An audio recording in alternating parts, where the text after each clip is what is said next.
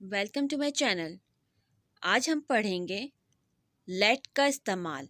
Late का meaning होता है दो। उर्दू में कहा जाता है जैसे हमें ये काम करने दो, उसे खाने दो, तो ये वर्ड यूज़ किया जाता है। लेट मीन्स अलाउ या परमिशन। इंग्लिश में होता है अलाउ या परमिशन, मतलब किसी को परमिशन, इजाज़त देना या अलाउ करना। इसका स्ट्रक्चर सेंटेंस में कुछ इस तरीके से होता है। Let plus pronounce plus verb. Let के बाद प्रोनाउन आता है, मीन्स ऑब्जेक्टिव प्रोनाउन। जैसे let plus me, let me go. Me क्या है? ऑब्जेक्टिव प्रोनाउन है, और गो क्या है? Verb. Let me go, let me work. Me क्या है? ऑब्जेक्टिव प्रोनाउन है, वर्क वर्ब है। लेट मी वर्क, मुझे काम करने दो। लेट मी सी, मुझे देखने दो।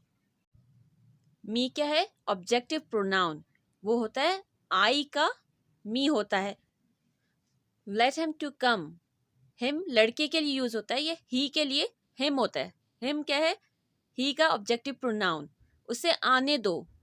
Let him to eat cake, उन्हें केक खाने दो।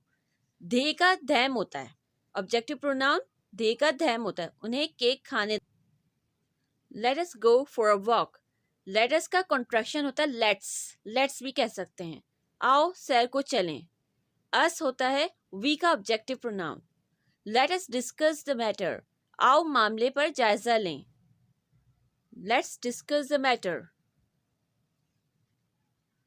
लेट मी एक्सप्लेन, आई का ऑब्जेक्टिव प्रोनाउन होता है मी। लेट मी एक्सप्लेन, मुझे बयान करने दो।